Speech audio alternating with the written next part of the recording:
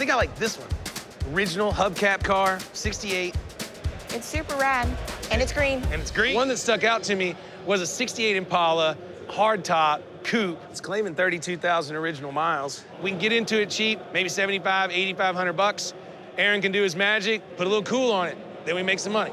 I like it. Okay, this will work. Okay. So the Chevy Impala's been around since the late 1950s. In 1968, they were selling a ton of them. If you weren't driving one, you wanted to be driving one. I mean, this thing was sleek. Driving an Impala was cruising in luxury. This is a very special lot. It is lot number 895. All right, here we go. Right here, ladies and gentlemen, 7,500. Got it, 75. 8,000 now. Car gets up there and it starts going well. I'm thinking 8 grand's my limit. It's 75, 8, now 8,500. 9,000, gonna be $9,500 here, gonna be $9,500. Now 10, now 10. It gets to 10, then I'm like, do I get out? And then I'm like, well, I don't know. 10-5. 10-5, never thought of that. 11,000 now. Let's get it over with. 10-5, gonna be 5, gonna be 11,500, gonna be 12. $12,000 last 10, $12,000 here. It's gonna sell, reserves up. The reserves up. I'm gonna be 12, 12,500. Am I on? 12,000, gonna be 12,500. Get on it. Gonna be, thank you, 12,500. 13,000 now. At 12,500, gonna be 13. Damn it, why are these people bidding on this freaking two-door? Nothing or another. Sell. 12,500. I should have been able to get that car for 8,500 bucks. 12,500.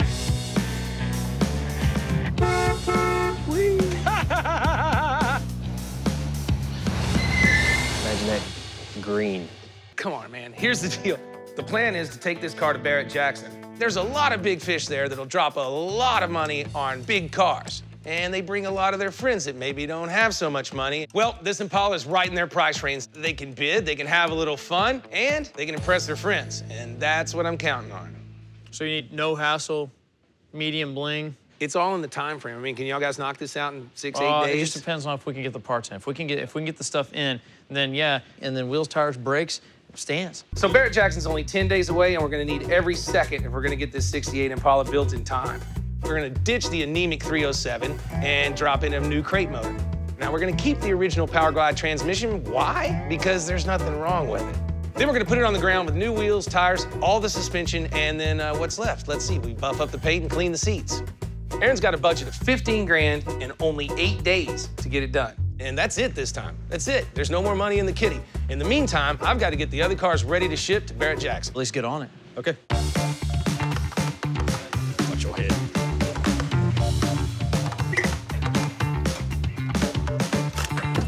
Casualty, medic. I need to have something in my hand to make it look like I'm not around. So the guys are humping away on the 68 Impala, and that's good because it's got to get done. But right now, Dennis and I got another lead for a car that we think we can take to Barrett and make some money. Here we go. If we end up buying it, then we're gonna actually split this one because I'm gonna need the bank of Dennis to help finance this one because if you remember, my wallet is running on empty. Looks like a Corvette. Chris, we must talk on the phone, right? Richard Rollins. Hi. This is my mother. Hey there, Mrs. Smith, how are you? Mrs. Smith. My name is Mrs. Smith, and this is my son, Christopher Smith. My husband loved cars. This was one of his treasures, so I'm hoping that they'll be able to restore it and bring it back to running. Ta-da. Wow. Pretty cool. Richard gave me a little bit of the backstory. He said that your dad purchased this in '81, and it's basically been here since '82. He's had it in storage for about 30 years. 30 years. Wow, that's a long time. It was more of kind of a tribute or a commemorative car for him. So to have it back up and running would mean a lot to not only me, but her as well. He taught me how to work on cars and build them and do all those things and act like men. It's really, you know, pretty car, but it's been sitting for almost 40 years. I mean, that's fuel lines, brake lines, water lines, anything that's rubber is gonna have to be replaced. He was driving it and small little minor problem, and then it just sat and he never got back around to it. Wow. All factory chrome, a little bit more dress up. It is rare color and it is fuel injected, so that makes it pretty cool. And the deal was, though, that he liked it so much he was kind of afraid to drive it. There's a lot of guys like that. Me and Dennis are not one of them. And it's a classic. When I was talking to them on the phone, they were saying 38, 40 grand is what they're thinking. And I'm thinking, that's not completely out of the realm if it was an old car that did run and drive. I like the car. It's gonna need quite a bit. I mean, that fuel injection system, rebuild that alone's $6,000 to $7,000, or can be. Okay. But it is clean, it's nice. I have to ask, you think you'd take 25 like it sits? No, couldn't touch it for 25. I'm touching it for 25. No. Then you're putting the money on the table, you're on the right page, but you gotta come up a little bit more. How about 30 grand? What do you think, Mom? You're gonna, you're getting close, but I mean, Okay. you know, if you could jump on top of that a little more, then. Just a little more? Just a little more.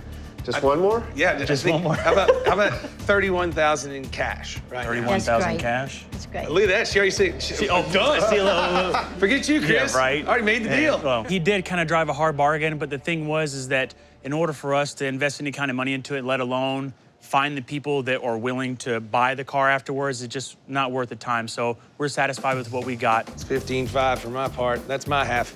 Oh, well, Mom, we need to hang out with these guys more often. Oh, that would be nice. Yeah, right? Oh, there's my 15.5. So we got it bought. Dennis and I decided to split it. We got it bought for 31 grand. We're gonna put some money into it and see what we have when it's running and driving. It should do gangbusters at Barrett-Jackson. Richard's got us running around trying to get 2 cars done for the Barrett-Jackson. There's nothing like having one deadline for 2 cars. Really don't know. The car's been sitting so long, what we're gonna face next, see what we come up with. You got it? Yeah. Rat's nest. Is that a underneath. nest? It's like a rat's nest. Mm-hmm. He was staying nice and cozy under there.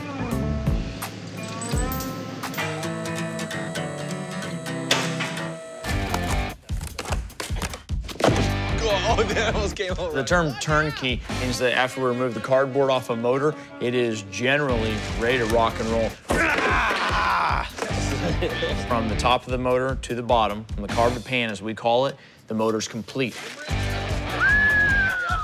While we open it out of the box and it's not shipped fully assembled, there in fact are all the bolts, all the washers, all the accessories, the carb, the oil pan, the pump, everything we need to actually put the motor together and start it are in one box.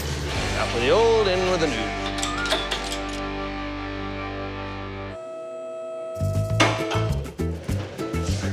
What's the scoop? I just rolled in from my office. Sure. After working on being underneath it, it's as nice a car as it looks like. We got the motor, the suspension, the brakes in. And you know, this far, Richard's proven one thing. When he starts out buying a solid car, my build is likely to go a whole lot smoother. So we're getting to the end of our 68 Impala build, and we're really feeling the pressure of getting this thing sewn up. The wheels and tires just came in, so this will be my first opportunity to throw them on and take a look at the stance. Staggered the wheels and went with 20s and 22s, so we can tuck a lot of wheel, but we can still turn it. Not to mention because of the size of the car and how long the rear quarter panels are, the bigger wheel in the back actually makes the car look a lot better, at least in my opinion. All right, I'm gonna try and come down. Everybody clear? Watch that rim on that side. Okay. Dude, that thing looks bad. Damn! Yeah, it's awesome. Freaking good. The hell's that back for? You know, I love this truck when we built it. It's a damn fine F100, and I hated to see it go. My buddy Rusty down in Houston bought it, and he's been driving it around, and he called me up and said he wanted to sell it. He was gonna get something else. He's had his fun. So I bought the truck back from him for 30 grand, and that still leaves me plenty of room to advance it. I'm adding it to the list to go on the truck to go to Barrett, and I'm not stopping there. The shorty Volkswagen van, we never did sell that. We got a lot of money in it. It was a crazy little thing to build. We had some fun with it. It's going.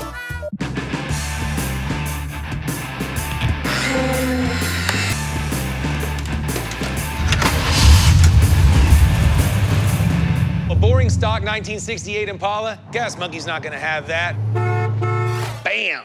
This is a 1968 Impala. When I started this build, I wanted to prove a point. I'm gonna buy a car at an auction, and I'm gonna sell that car at auction. So we started by ripping out the old 307 and installing a fast burn ZZ5 from GM Performance. Had to get it from Skagit and Dickey's, but since they're right down the road, it worked out pretty nice. Bought as a stock boring grandma grocery getter, and now it is a low, lean, hot street machine. I'll tell you this, it is a blast to drive, and that's even with a 2-speed power glide in it. It's still awesome ride. Get you some of that. So who's gonna buy this car? Anyone who's got a good taste in cars and has a little bit of coin in their pocket. That's who's gonna buy this car. Well, I'll bring an umbrella.